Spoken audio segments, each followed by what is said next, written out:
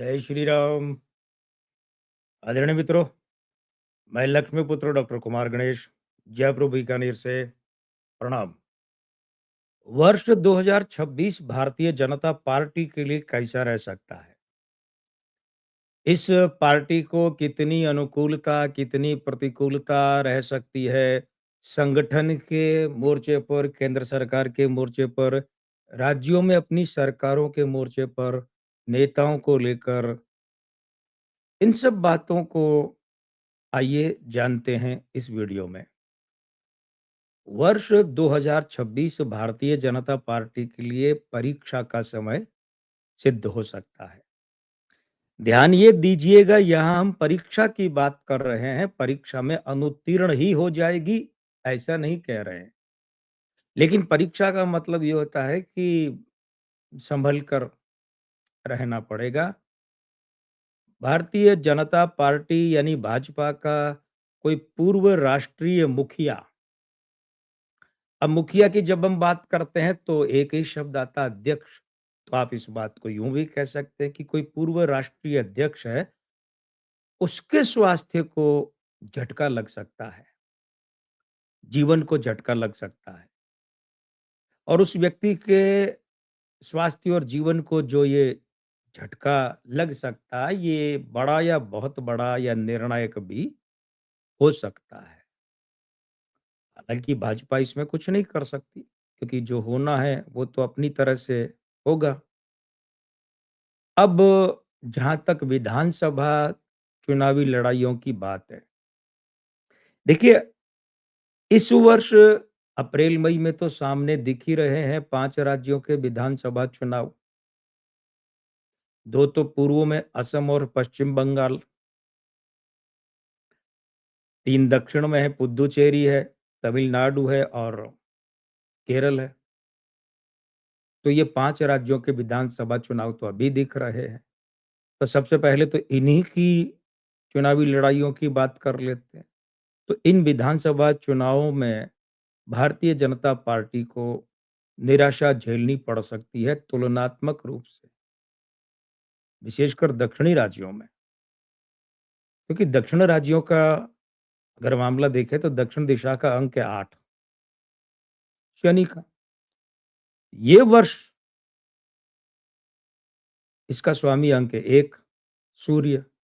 अब इन दोनों के बीच में 4 माइनस की युति है और भारतीय जनता पार्टी का भाग्यांक है 1, वो इस वर्ष का स्वामी है।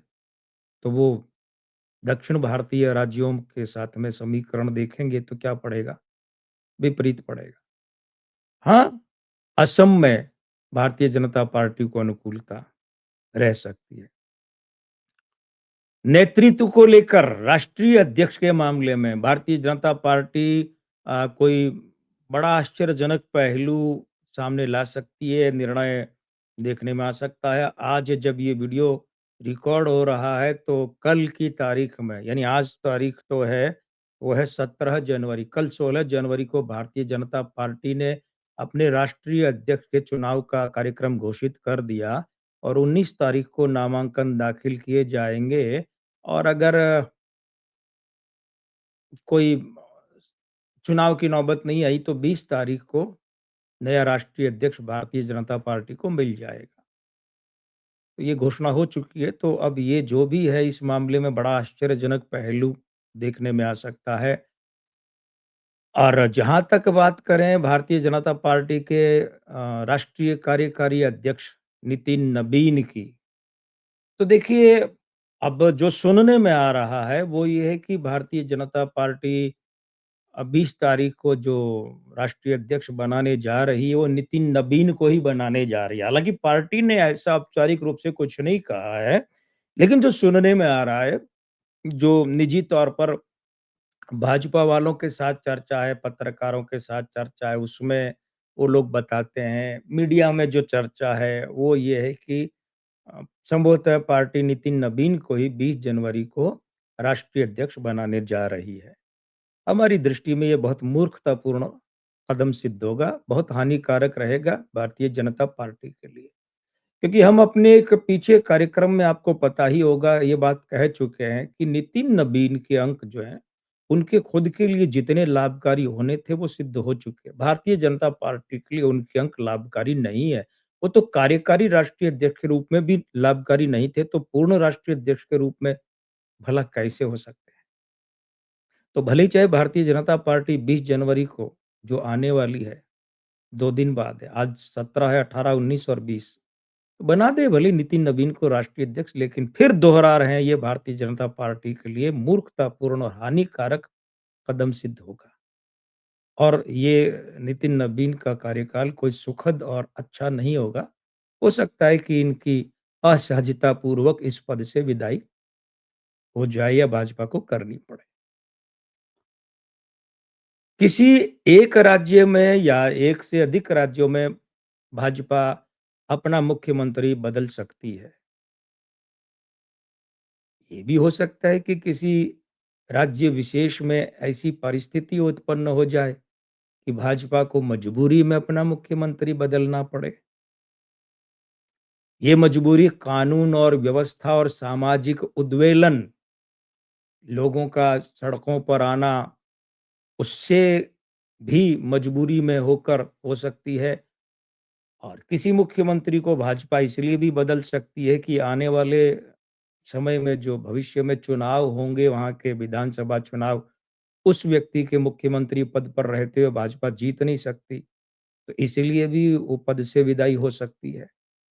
किसी मुख्यमंत्री को इसीलिए हटाया जा सकता है कि जो प्रदर्शन है, परफॉर्मेंस है, वो बहुत खराब है और इतनी खराब है कि 2 साल, 2.5 साल, 3 साल, 1.5 साल बाद जो भी विधानसभा चुनाव वहाँ होने, उसमें पार्टी हार जाएगी, जीत नहीं पाएगी। तो कारण ये 2-3 हैं, इनमें अलग-अलग हो सकते हैं, लेकिन एक या एक से अधिक मुख्यमंत्रियों की उनके पद से इस वर्ष विदाई हो सकती है। एक बहुत खास बात, भाजपा की सरकार है केंद्र में, प्रधानमंत्री भाजपा का है, तो प्रधानमंत्री पद पर चेहरा बदल सकता है या बदलने की नौबत आ सकती है। दोनों बातों का अंतर समझिएगा। नौबत आ सकती है का मतलब परिस्थितियां ऐसी हो जाए, लगे कि यार अब तो प्रधानमंत्री बदलना ही पड़ेगा या बदल देना चाहिए। ये तो होती है नौबत। प्रधानमंत्री पद पर चेहरा बदलने की नौबत, वो भी आ सकती है और प्रधानमंत्री पद पर चेहरा बदल भी सकता है। दोनों बातें ध्यान रखिएगा। एक बात और, पार्टी के अंदर असंतोष के स्वर उठ सकते हैं, विरोध के स्वर उठ सकते हैं। इसी साल भाजपा को अंदरूनी असंतोष का सामना करना पड़ सकता है और ये भाजपा के लिए असहजता की, राष्ट्रीय नेतृत्व के लिए असहजता की स्थिति होगी। हमारी शुभकामनाएं भाजपा के साथ है। मैं लक्ष्मी पुत्र डॉक्टर कुमार गणेश, जयपुर बीकानेर से। जय श्री राम। प्रणाम।